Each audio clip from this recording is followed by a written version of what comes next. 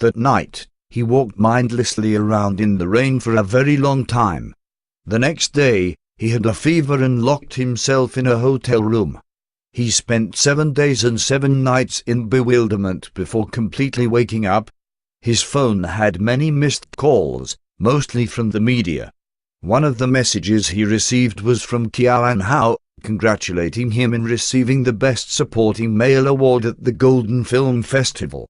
As he saw her message, he instinctively wanted to reply, but just as he typed the 2 words, "Thank you," the memory of what happened on the night of her birthday came over him like a rushing tide.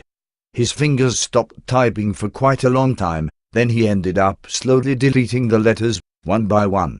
He put his phone down, stood up, and walked over to the hotel's floor-to-ceiling window. There, he stared at the bustling city under the sun's rays with a pitch-black heart. Actually, he was even more hurt by the fresh flowers and cake that Kiao and Hao threw out than Henroshu's words. All along, he only worked hard to better himself so he could love her.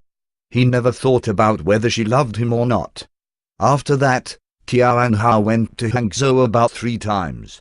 She even invited him to eat with her. Before, her messages would be like a surprise from the skies, but for him back then, they were torture.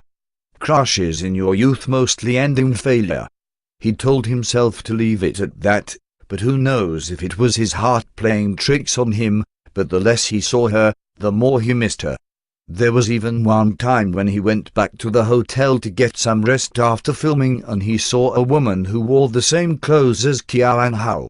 In spite of everything, he stupidly stood on the spot and stared for a long time. It was only after his assistant had called him a few times that he snapped back to reality. Later, his mood became extremely low for no reason. Later, 2 months after graduation, he went to Beijing for an event, where he unexpectedly bumped into Xiao Jiamu. During their free time, he and Xiao Jiamu stood on the balcony smoking. He thought about what Enrushu had said to him and pretended to casually ask, "I hear the Xiao family and Kiao family have an arranged marriage." When he heard arranged marriage, Xiao Jiamu furrowed his brows. Then he took a deep drag of his cigarette.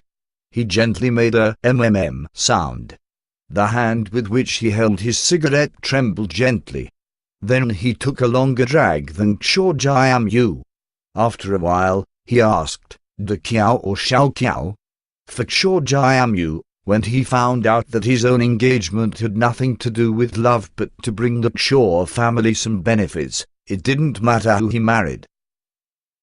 At that time, when Xiao Jiamu knew about the arranged marriage, but still didn't know who he was going to marry, he didn't know that Lu Jinian had fallen for Kiao and Hao. If he knew, he would have definitely not have answered like he did. He only assumed that Lu Jinian was asking who he preferred out of the 2, and so he answered, "Of course, it's Kiao Kiao."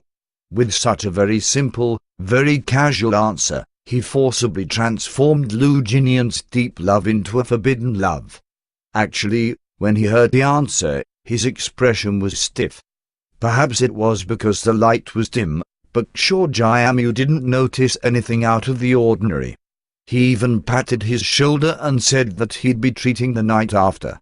He was going to treat him and friends that he hadn't seen for a long time to play.